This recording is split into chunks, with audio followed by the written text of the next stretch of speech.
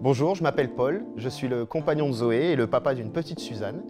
Aujourd'hui, je vais vous raconter ma participation à la préparation de l'accouchement de Zoé.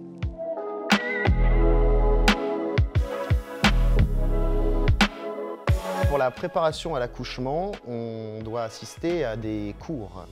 Donc Zoé avait pris quelques cours qu'elle faisait toute seule, notamment des cours de yoga ou des cours de chant, etc., qui étaient personnels. Et puis il y a des cours de la préparation à l'accouchement pour qu'on sache à peu près ce qui va se passer, comment elle va ressentir les douleurs ou les contractions, les positions, les respirations qu'elle doit avoir pendant l'accouchement.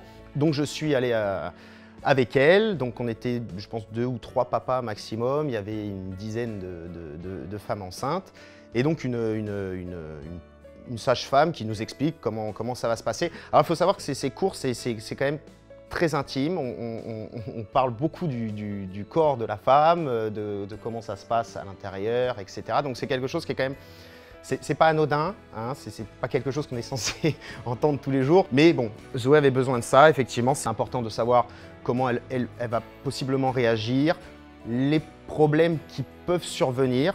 Donc il ne doit pas y avoir de panique, notamment pendant l'accouchement, etc. Donc il nous prépare quand même beaucoup à ça aussi, pour ça c'est vachement bien. La place du papa dans l'accouchement, c'est vrai que c'est quelque chose qu'on ne nous raconte pas beaucoup pendant les cours.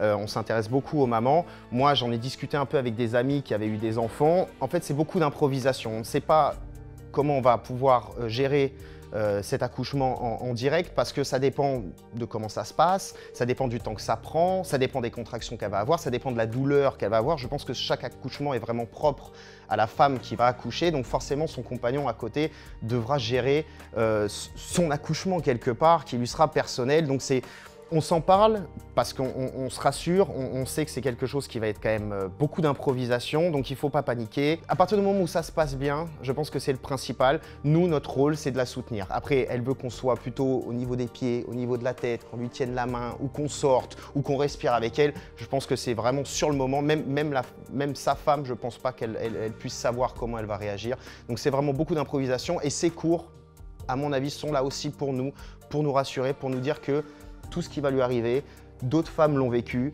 et que c'est pas un problème, qu'on est là pour soutenir, qu'on soit là physiquement ou pas, de toute façon, elle sait qu'on est là depuis 9 mois, on est là, donc il n'y a aucune raison qu'à la fin on flanche.